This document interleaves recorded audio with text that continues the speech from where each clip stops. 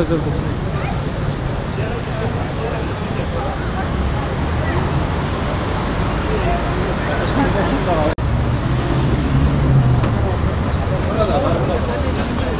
Evet, dışarıda gel ya. Öbür tarafta.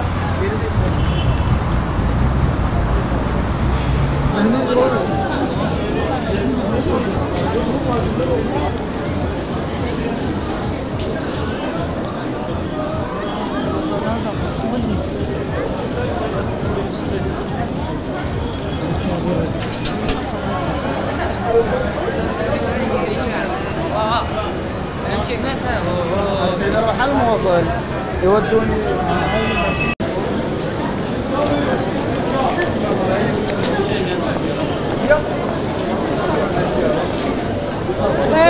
burayı çek.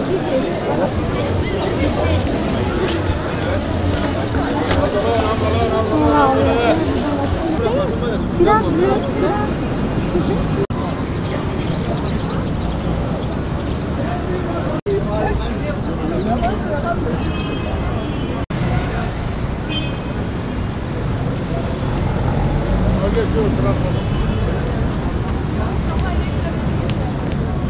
Zam yetersiz fakat zamı yapmanın bir manası yok. Diğer şeylere zam yapılmadıktan sonra bir manası kalmıyor zaten. Yani diğer eşyalara, ürünlere zam gelmediği müddetçe asgari ücrete de zam yapılmasına gerek yok. Ama onlara zam yapıp buna da zam yapılacaksa aynı oranda yapılırsa ama yetersiz yani şu anda. Fakat daha batıdaki bir iller için zaten daha çok az yani. Ama burası için normalden az yani. Burada geçinmek pek mümkün değil yani. Evi kira olan birisi için pek mümkün değil. Peki sizce ne kadar olmalıdır asgari ücret? Yani en aşağı 2000 milyarın üstünde olması lazım. Öncelikle tabii ki bu verilen zam hiçbir asgari ücretin geçinebileceği bir zam değildir. Normalde biz Gaziantep üzerine söyleyelim. Gaziantep'te normalde 2 kişi ve 2 çocuklu bir ailenin rahatlıkla yani normal bir şekilde oturacağı bir evin kirası 700-800 milyon. Bunun doğalgazı var, bunun elektriği var, bunun suyu var, bir de telefon var. Yani bunları hesaplayınca tabii ki geriye hiçbir şey kalmıyor. Mutfak masrafını daha falan söylemiyorum. O yüzden asgari ücretli yani verilen asgari ücret yeterli değildir. Peki sizce asgari ücrete yapılan zam ne kadar olmalıydı? Yani en azından 2000 lira olmalıydı veya 2000 lira değilse de bu Türk İş'in mesela verdiği ücret 1893 liraydı sanırım.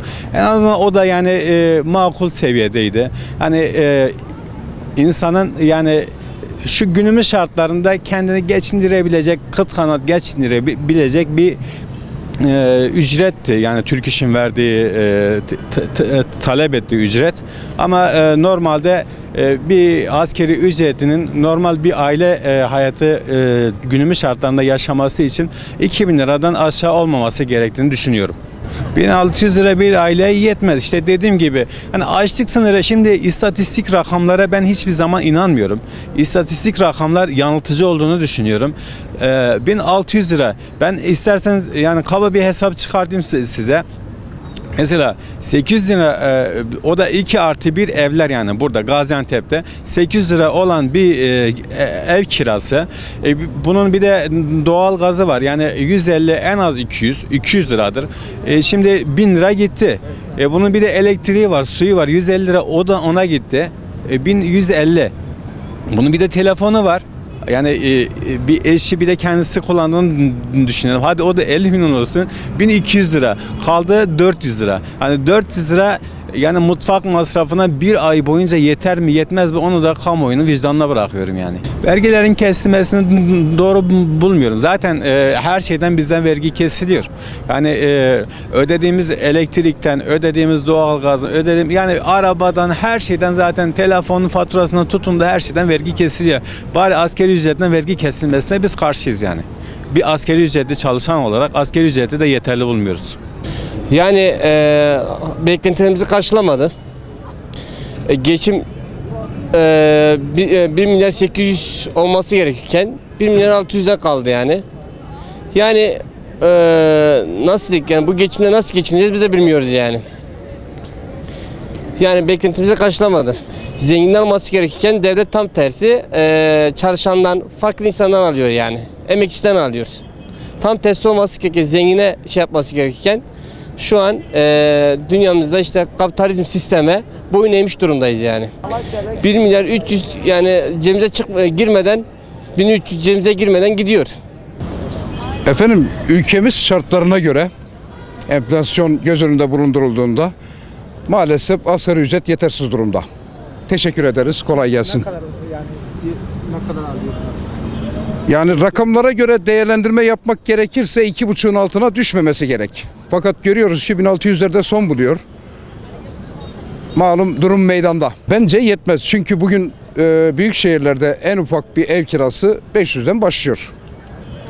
Yani bence yetersiz. Az buluyorum. Sizce ne kadar olmalı? Bence 2,5'un altına düşmemesi gerek.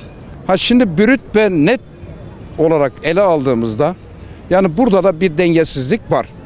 Var. Az önce de belirtmiş olduğum gibi yani 2,5'un altına düştüğü zaman fakir bir kişinin ülkemizde yaşaması maalesef mümkün değil.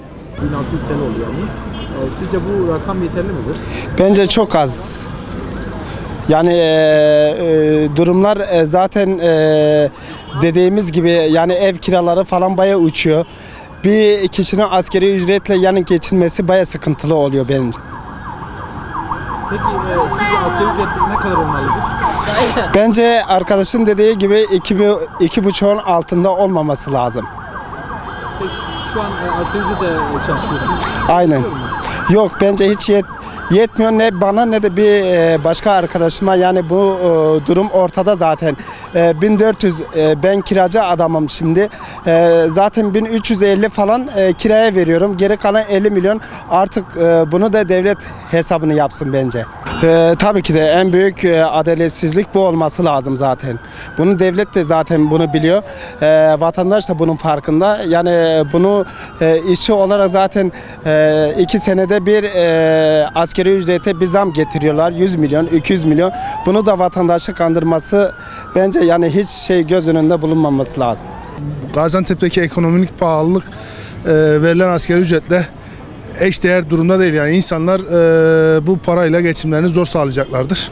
Mağdur olacaklardır. Biraz daha devletin ve işverenlerin taşın altına ellerini atması lazım ve işçilere gereken hassasiyeti göstermeleri lazım diye düşünüyorum. Peki sizce asgari ücret ne kadar olmalıdır? Şu andaki hayat şartları gereği 2000 liradan aşağı olmaması gerekiyor. Yani sadece bir karı koca için tamam da işte çocuğu olan bir aile için geçim sıkıntısı büyük ölçüde artacaktır. Çünkü çocukların eğitim masrafları, evlerinin kira olması bu alınan ücretle eşdeğer durumda değil. Şu anki duruma göre yeterli değil bence. Daha fazlası olabilirdi. Hani bence daha fazla olmalıydı ama Sizce ne kadar olmalıdır asgari ücret? yani en azından bir 1800 ile 1900 aralığını görmeliydi bence. Ya çok yetersiz. Şu andaki ev kiralarının 800 liradan başladığını düşünürsek yaklaşık zaten maaşın %50'si kiraya gidiyor. Elektrikli, suydu, doğalgazlı derken insanların eline bir 300-400 lira para kalıyor. Bunlarla geçimini sağlamaları gerçekten tabii zor. Peki sizce asgari ücret ne kadar olmalı? Bize kalırsa en az 1800-1900 olması lazım. Peki şu an almış olduğunuz ücretle geçinebiliyor musunuz?